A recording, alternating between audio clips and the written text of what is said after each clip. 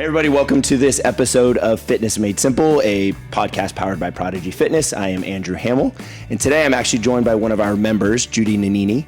Judy's been with us for about 6 years now.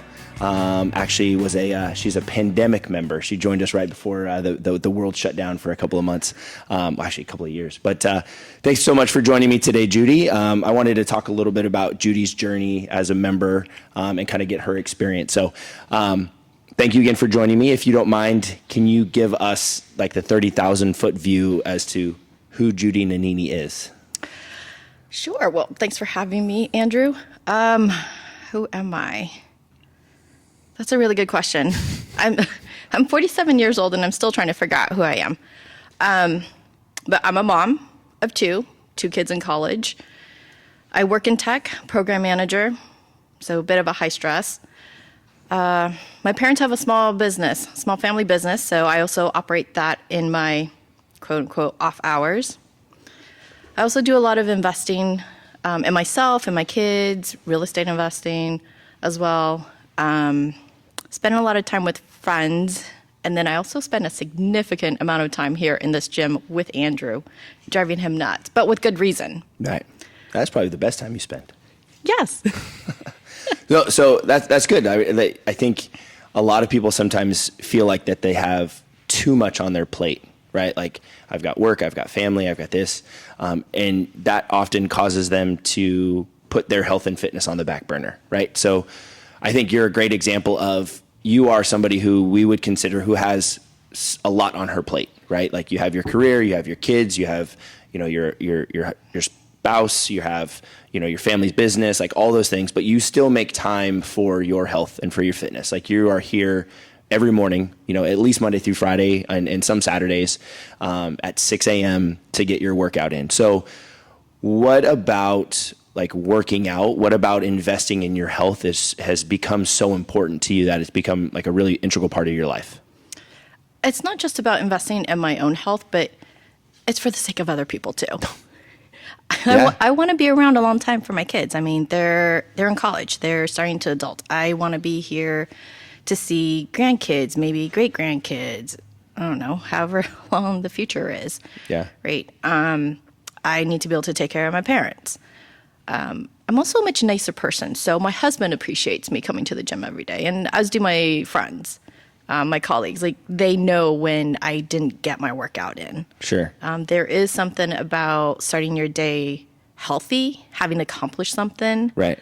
I think the Army says, like, you start by making your bed. Well, sure, I get out of bed. I don't make the bed, but I get out of bed, I get ready, I come to the gym, and as sleepy as I am in the morning, it's still a really great way to start my day. Sure. It gets me energized. Yeah. And I do this without caffeine most of the time. 99% of the time, I don't run on caffeine. And so working out brings that energy out for me. The dopamine, the endorphins, like they're great for the body. Right. It allows you kind of just to do everything that you need to do, right? Like be everywhere and do all those things. It does. It's like my outlet.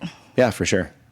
With all the stress in life, and especially in this phase where, my kids are adulting and I have aging parents, like this is a great way for me to have that outlet for me. Right, absolutely. So let's talk a little bit about your fitness journey. So obviously you came to us March 1st of 2020, like literally right before the pandemic. But you came to us from another gym that, the gym owner, he kind of got burnt out a little bit and decided to move on. And so you, along with a handful of those ladies from that gym, came over and tried us out. But you guys were together at that space for quite a bit of time. And then you were at another. So kind of how long has like fitness been, I guess, like that integral part of your life? And kind of go a little bit into that journey of like what that's looked like for you. So I played a lot of sports growing up. Figure skating, dancing, that qualifies as sports, right? Yeah, depends on who you ask. Tennis, don't. Volleyball, basketball. I did a lot. And then as you kind of, go high school, I was only playing tennis. College, I played a little bit intramural. And then adult life starts to happen and you kind of like stop being active. Right. I got back into tennis, I think when my kids were 5 and 6. And I realized I'm like, I used to play a lot better than this. Yeah. Like I used to play singles. I used to play doubles. I used to be able to mix it up and still have energy.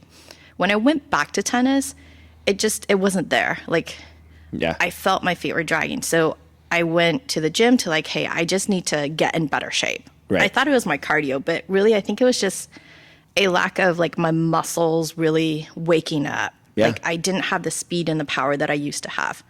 Now, it was really silly trying to compare myself as a 30-something-year-old against like, when I was 16 and 17. Right. Totally unfair comparison, but I don't feel like my age. Yeah. And again, I'm 47. I behave like a child. Yes, she does. So coming back to the gym really was to get myself back in shape Okay. and to play on the courts. And after a couple years in, I will say I was playing probably 2 matches in a single day. I could go and play a singles match and play a doubles match, or in the other order of playing doubles first and then singles. And Right. that's really, I don't want to say it's unheard of, but you don't find too many adults in their 30s, 40s doing that. Sure. And I was able to do that, and I was still winning, which was great. And that was the whole intent of me coming back to the gym. But as part of that, I kind of fell in love with it. Sure. I didn't realize all the benefits I was going to get out of it, just being healthier, being stronger, being faster. And I was really able to compare myself back to being 16 and 17. Like, oh, yeah, I can still do it. Yeah. Which is just fantastic. But aside from that, it really made me better. The stress relief, the endorphins, the dopamine. I was clearer, my head. I slept better. I ate better and drank more, like water, staying hydrated. I was going to say, you have to clarify what you drank more of. But overall, it kind of like one thing led to another, and I was overall just healthier. Yeah. So it's been amazing, and I'm still able to fit that in with a busy schedule. And I also have to remind myself that I used to commute down from Pleasanton to San Jose. Mm-hmm. That's a long commute, Right. but I had energy for it, and it didn't bother me. Right. So that was really important. And like I said, like working out in this journey, like I got so much out of it, much more than I had expected. Sure. Yeah. And I think that's a good point where you said, like, you thought you needed more cardio, but in reality, and not saying cardio is bad, right? But in reality, I think what you realize is that you actually needed more strength, right? Because the strength is the foundation. And that's kind of been a topic that we've had over these last couple of episodes of the podcast that we've been recording, is just this idea that more people should be focusing on strength, because that's going to be the foundation for everything else. If you want to get better at tennis, let's get stronger, because I'm going to be more efficient on the court because I'm stronger, which will ultimately help my cardiovascular health and things like that. And I think that's one thing that we see with you, as well as the other ladies, is there is this intention on getting stronger, right? Like you guys are focusing on, hey, I want to, I want to be able to hex bar deadlift as much as possible. I want to, do all these things because there's some real benefits to that. And I think, one of the things that we all notice here at the gym, and you come as like a package with our other ladies, Anna and Judy, and Jane and Dara, right, are kind of our 4 who've stuck with us since that initial transition from the other gym. But talk about that kind of dynamic and how that has been beneficial, if that's the right word, in terms of kind of keeping you focused and keeping you grounded and motivated and still kind of focusing on your journey. It's that was another surprising benefit, was finding these group of girls, ladies, that are so integral in my life. I mean, they're some of the closest friends I have. I see them almost every day. Yeah. They got to put up with me almost every day. And it's a lot. But without them, like, I don't feel like my day has started right. Mm-hmm. Without them, without the gym at 6 a.m. or 8 a.m., it just doesn't feel like it started right. But yes, like you mentioned, the 4 of us have kind of moved together. And so Jane and I first met in 2012. Okay. So it's been a long time. Yeah. No better friendship than that. I mean, right, it's built around something that we all enjoy, which is working out together. Right. And we've had similar programs throughout the years. I mean, you and your coaches, you program us. Specifically, we asked for it, but you program us the same thing, even though we have different needs, but you're still able to incorporate everyone's bits and pieces into our program. And a lot of it for us is just because that's what's holding us together. Sure. The accountability, like Anna got a pass this morning because at least she texted us at 5:30 to say like, I'm going to sleep in. Yeah. Everyone has an off day that's allowed, but otherwise we're keeping each other accountable and doing this together. And that's what makes it fun too. And the building, the strength, the muscles, it just makes you feel like you can conquer the world. Sure. Yeah. And I think more importantly, right, like you've mentioned, like you guys have become friends outside of here, right? Like you guys, you know, during the holiday season, you guys get together and make eggnog together, right? Like you guys, you guys celebrated a birthday together recently and all those things, right? So I think that's something that's super powerful. And to your point that like people often don't think about or realize is that like if you find the right community, if you find the right spot, like you truly can find some really lifelong friends here. And those are things that like will continue to keep you going, right? When it's dark and cold and rainy outside, or you're like, I just don't want to get up, like having that support system to go, Hey Judy, where you been? Like, you know, where are you? You better show up. Like, I think that's super helpful. Yeah, it's absolutely been exactly as you described. We hang out, we schedule time to meet outside of the gym, and we keep each other accountable. I'm at a point where like if one of them retires, I'm like, no, you cannot move away. Like we have to stay together. Yeah, absolutely. It's not the same. But when one of us does go on vacation, we're still sending updates, information like, hey, this was a workout today. Oh, that's a great one. Like I'll do that, or something to that effect. But yeah, it has been wonderful. It was, like I said, a very surprising benefit. Right. Of this. Yeah. So talk to me a little bit about kind of your journey here with us at Prodigy, right? Like it was a unique start, and I think it's kind of an interesting story. But just kind of give us a synopsis of like how that journey started and kind of how it's gone for you. So when our old gym was closing, we looked around and we had certain criteria that we needed. We had like a spreadsheet and everything. We did. We're very detailed oriented, very meticulous group of ladies. Prodigy was on top of the list because my daughter had trained here with her soccer team. Right. And I had watched it and I was like, oh, this is really great. Like he's really incorporating things that they need on the soccer field, but he's not overdoing it. There's like a good variety in there. The girls seem to be engaging. Like I felt the environment that you had set up was great. Yeah. And I wanted to see what it would have been like on the adult side of it. So it was, top of list for us, and which is why we did the 2-week trial with you at the beginning. And then the pandemic hit. We went somewhere else. Actually, we were here for 2 weeks. We went to another place, and then the pandemic happened, and that other trainer just shut down the gym. And you had sent out an email immediately like, hey, we're ready for this. We're going to go on Zoom. We're going to have our workouts. We're sticking to the class schedules. You had equipment that you were ready to distribute to your members. Here's an order form. Like you were prepared. Right. And that meant something to us. For us where we are very detail oriented, we like everything packaged neatly. Right. You were ready to go. Yeah. And so we really valued that. We jumped on Zoom and you didn't charge us for it because we were still under your trial period. Yeah. And we really appreciated the diligence that you put into it. Right. And we stuck around, and ultimately after a month, we're like, you know what, guys, I think this is it. Yeah. I don't think we need to try anywhere else because no one has made that pivot more seamless. And so you already proved yourself as a business owner and as a trainer. Right. So that kind of nailed it. And we're like, all right, we're sticking to this. Yeah. But yeah, it was, and I think that's what really sold us. The workouts, every day was different. And your style has changed over the years too. It's evolved. The beginning, I remember it was fun, in part because we were online, right? It's still fun, by the way. Well, when we were online, I was working out in the backyard and there was like a raccoon. Oh, I remember the raccoon. And I showed it to everyone and we're all like a little bit stunned, right? But it was the interaction with the members that it was fun. And it was very engaging, and I can see like this is a great community to be a part of. And again, another, check mark there. So again, we stuck around.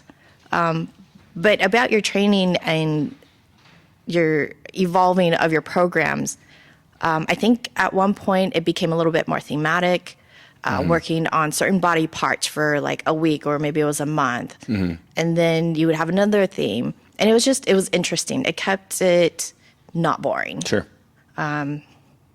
So that's always, as a trainer, we appreciate that. Right. We like the variety. We like that there is a fixed schedule, but the workouts are different. We involve different body parts. We use different equipment. And it was, engaging is like the best word I can think of. Yeah. So what has been your focus, right? Like after all these years, like what is still, obviously this has become a part of your life, right? Like it's not like, that's not the goal anymore, right? The goal isn't to just get up consistently and whatever, right? Like that is who you are now, or like, so now what is it that you're working out for? Like what goals do you have? That's a good keeps question. you going? I started out wanting to get better on the tennis court. I haven't played tennis in probably since 2017 when I had shoulder surgery. So I guess my new goal now is really just longevity. Yeah. Staying fit, staying healthy. My stress has only increased as I've gotten older. Yeah. A different phase of my life, right? And I'm sure in another 5-10 years, I'll be really worried about bone density. And I want to make sure that going into that I'm as strong as possible. Right. So I continue to lift. I continue to push my body to its limits, sometimes to a detriment. But I think that's the whole point of it, is to stay as healthy, as youthful as I can be. Sure. I think a few years ago, I was trying to keep up with my kids. When your kids are getting bigger, you still want to be able to prove like you can hang out with them. You can play ball with them. And so for a while it was that. But right now I think it's just really making sure that I am in good physical health going forward. Yeah. What would you say to somebody who like they watch this episode and maybe they've been on the fence? Like what would you say to them, one, about like just getting started? Like, and then two, what would you say to them like if they ask you like, hey, like give me your experience here at Prodigy? If you want to get started, just do it. It's not going to change today, tomorrow, the next day. Just do it. Just rip off the bandage and do it. Yeah. I've tried the big gyms. I'm not particularly a fan because it's too freeform. Like I'd have to do a lot of the work myself. But coming to a small gym with you, this facility, like a lot of things are taken care of that are not in my expertise, like the programming. What do I lift? How much should I lift? The different methods, the different approaches to something. Like I have a hip problem and a lower back problem. You have a lot of problems. Let's be honest. Let's be honest. You were like held together by duct tape. Okay, true. I admit, with all the years of sports and the physical labor that I've, done, some of my joints are more aged than I am. Sure. But you work with me on that. Yeah. Like a lot of the exercises, if it gets uncomfortable, you modify it for me. All the trainers do. They are paying attention to me to make sure that I'm doing it right and that I'm doing it safe. I haven't detrimentally hurt myself in a while. So let's be proud of that. Yeah, that's always a win. When Judy actually can walk out of here, that's always a goal. That's a win. Yeah. But it's kind of like how I know when I've really pushed to my limits. Sure. Yeah. It's not that I'm trying to break anything ever, but I want to know that if the worst thing ever happened, I get into a car accident and it's on a hill and I'm sliding off a hill, like that I can pull myself up. Yeah. Or if, for goodness sakes, if a car rolled over me, that I can somehow push it up. Look at you woman. Like, all right. Wow. But coming to the gym and the strength gives me confidence that I can do anything. It really does. Whether it's a mental challenge or a physical challenge, I really feel that like if the worst thing happened, like, yes, I can get myself out of it. And I think that's really important, right? Sure. Is to have that confidence in yourself, because I can't drive it externally. It has to be an internal thing. Yeah. And that's what this really does for me. Yeah, absolutely. And I like that idea of, and I think when we recorded our episode with Coach Hugo, we talked about mindset, right? And how that, like, that plays a huge role. And we see that all the time with everybody, right? Like, you guys, like Nicole as an example, right? And just like the pain and the recovery that she's been going through. And you know, we talk to her all the time about, like it's become kind of a fun little saying around here, but like, you have to trust the process, because, you know, when you came to, you know, when she came here, like, she was all, you know, knee braced up, and now, you know, not able to do much. And now she can start doing those things, right? So there's that mindset of like, hey, I can do this. I believe in myself. Because ultimately I think that's the belief of, I can't do this, or I used to be able to do this, you know, is kind of what holds us back a little bit. Yeah, we do it to ourselves. But I do believe that I can do anything. Yeah. Or at least I like to believe that I can. I feel like I have the confidence that I can do anything. And so that helps a lot. Sure. Absolutely. What would you say about, like, just, you know, I know you mentioned, kind of touched on a little bit, but like going to the big box gym before, or trying that out in years past, and kind of walking in and having to think a little bit too much. Now coming here, kind of a lot of things are taken care of for you. Like, talk to me, because I think one of the things that we really, obviously results are a big thing for us, but also I think the community is a big thing for us. And I know you guys, especially the four of you guys, you know, community is a big thing. So like, talk to me about how, like, important that is for you. You know, just knowing that, like, you're going to show up and it's going to be the same, you know, 4 to 10 people every day. That community, it's a support system, right? And just as you're providing the programs for me, so I come here, I'm not having to think about, oh, what do I work on today? Mm-hmm. What body part should I be concentrating on? That is all done because it's part of that support system. Like, I have a goal and you're here to help me achieve that goal, just as my friends are here to help me achieve that goal. I mean, with us, it's really have fun, stay healthy, staying fit. My goal with Prodigy is similar, but I want to be able to make sure that I'm on that path in the safest way possible, healthiest way possible. Yeah. Or if I'm trying to recover a injury, which happens often, we know, like, we're able to work around that injury without me losing, without like muscle atrophy in that area. It takes a long time to gain that strength back, and I just don't want to lose it. Sure. So, but let's see, about the community, I think it's just everything, you make it easy. Yeah. You make it easy for us to be here. All I have to do is just show up. Right. Everything else kind of falls in place. Yeah. Okay. Let's shift a little bit to, I know we mentioned your kids, and obviously I've worked with both of them previously, and Matt, your son, still works out with us now, and he's almost graduating college. We're getting there. We're getting there. But talk to me about, like, kind of like that dynamic. And yeah, to your point, I remember when Matt really first started with us, and he was still playing competitive soccer at the time. Both of you guys would come in, like, obviously at separate times, but like, you guys would ask, oh, hey, like, how much did Matt do today? Or how much did my mom do today? So like, there was that, like, it felt like that friendly little competition between the two of you. Right. But like, how has, like, your fitness journey influenced your personal life, you know, your life with your kids, and you know, I feel like it's had a positive impact on them. Obviously they're here working out and focusing on their health as well, but like, how has that kind of impacted everything for you? I think because my kids saw me playing tennis when they were young, they're just like, oh, sports is just part of, you know, being active. When he started playing competitive soccer, actually when both the kids started competitive soccer, I think Gianna came in here first with her team, and then I brought Matthew in here, and then I had both of them training together with you. It really helped them. Before Prodigy, they actually worked with another trainer from my old gym before it closed down. But I see the difference in the summertime for them when they're conditioning and training here. Like, they were faster. They looked stronger out there.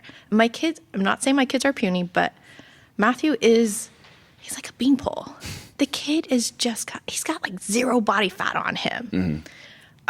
He was probably like the lightest kid on his team. He could be running and he was the fastest, but if you bumped him, he went flying. Yeah. And it just wasn't fair, right? He put in a lot of effort to do well on the field, but if a big kid came along, it's just... Yeah.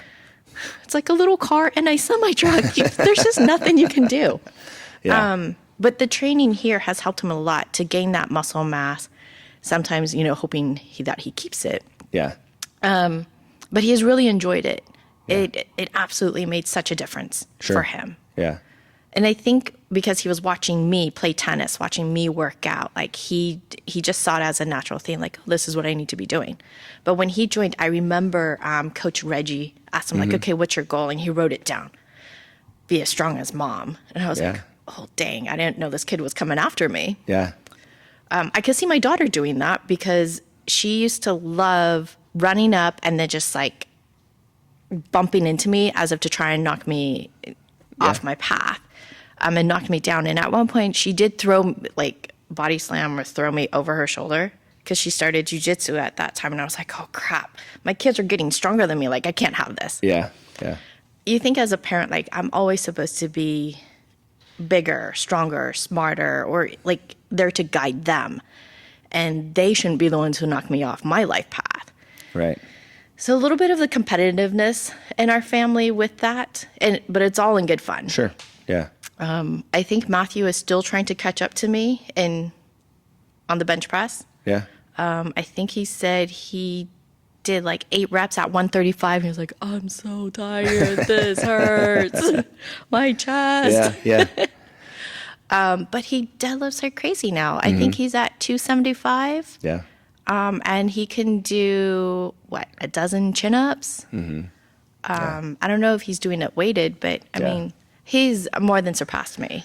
Yeah, I know he's come a long way. I always tell a funny story. Like anytime I'm meeting with like a high school kid, especially those who are on the leaner side and their goal is to gain weight, right? And I always tell them, I'm like, you have to make eating like a massive priority. And I always tell them the story about how like when I first started working with Matt, like I would have you buy and have him bring in like loaves of bread and like peanut butter and jelly, and I'm like. Before he was allowed to leave the gym, he had to go make a peanut butter and jelly sandwich. So that way I knew he was at least eating something, because talking with you and talking with him, like there were days where like he just wouldn't eat. Like he would go maybe have dinner and like that was it. And it was like, there's no way you're going to get stronger if you're not eating. Right. So I always tell the funny story. Like we just have like random loaves of bread at the gym with peanut butter and jelly, and we'd make Matt go make a peanut butter and jelly sandwich before he was able to leave. And then I would get a report from you like, oh no, I found half-eaten peanut butter and jelly sandwich in the car today, or whatever it is. But yeah, I always think back, and yeah, like he's ton of progress, right? Like now he's out of college or soon to be out of college, and yeah, he comes in 3-4 days a week and works out, and he's gotten stronger, and I can definitely see where. It's now becoming a part of his lifestyle, right? And I think I think one thing that we often forget as parents is like we are our kids' biggest influence, right? Or we should make a concerted effort to be their biggest positive influence. And I think focusing on fitness is one of those things that you can do, right? Because it just pours into them so much that that I don't know if Matt truly realizes like how much like you've influenced him from a fitness side of things. I think he knows because he will tell me like how much he's lifting, what he's done. And we talk about like, oh, what'd you do today? In terms of like coming to the gym and what he's doing. And I'm impressed. I try not to tell him like, oh, dang it, you've like gotten way stronger than me. Can't let him know that. But I'm impressed with his progress. I'm impressed that he's sticking with it. Yeah. And that he's finding joy and it's fun, right? He's enjoying it, which is a huge win. I don't know if I have the same influence on my daughter, which is fine. She's at like a box gym. Yeah. But I don't know what her workouts are like, but when she does something that makes her feel good, she will tell me like, oh, I did this. Like back squats, Yeah. or I don't think they're doing goblet squats. I think she's like doing back squats. She doesn't complain about the bar. She'll do curls but I believe she's also finding enjoyment in it. Yeah. Yeah. And a funny story with that one. Like I remember when I really first started working with your kids, like it was during the summertime of 2020. So it was like we were kind of, speakeasy style, like, in the middle of the day, no one was there. It was just us working out. And it was the middle of the summertime, and the warehouse space that we used to have didn't have air conditioning. So it was hot. And she would come in every single day in a hoodie and pajama pants, like without fail. And I'm like, girlfriend, like it is 95 degrees in here. Like, what are you doing? And she would always have her hood up. Like always have her pajama pants on. And I was like, okay, this is what we're doing today, And it was funny. So, but yeah, that's been a fun journey too. Yeah, I think it's me coming here has definitely been a positive influence on the kids, and hopefully they stick with it, throughout their life. They don't have to be in it every moment consistently every day, but hopefully it's weaving into their lives. Yeah. So speaking of being a positive influence, let's say somebody's listening to this and they see a lot of themselves or potentially themselves in your initial journey. Like, what would you say to them to just get them going? What would you say to them to, what advice would you give them so that way 10, 15 years from now, they can look back and kind of have a similar journey? I think right now I'm also job hunting. So I think similar to that, you'd want to figure out why you feel the need to go to a gym, why you feel you need to be getting healthier, why you feel the need to consider improving your lifestyle, and then determine what it's going to take for you to do it. And it is a lot of question of like, oh, why do I want to do this? Or why do I need to do this? Yeah. But I think overall, it's really about your why. It's a personal question, right?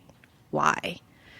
And it's going to vary for everyone. But I think the biggest step while you're questioning it is finding the place where you're going to be comfortable. Talk to as many gym facilities as possible and just get acquainted. Go in there, take a peek. If it speaks to you, go in and talk to the coach. Sure. Yeah. I think there is a lot of intimidation out there with like a big gym, the box gym that you're referring to. Like you go in, there's really no one there to greet you, or they don't know if you're just kind of like wanting to come in and use the facilities or something.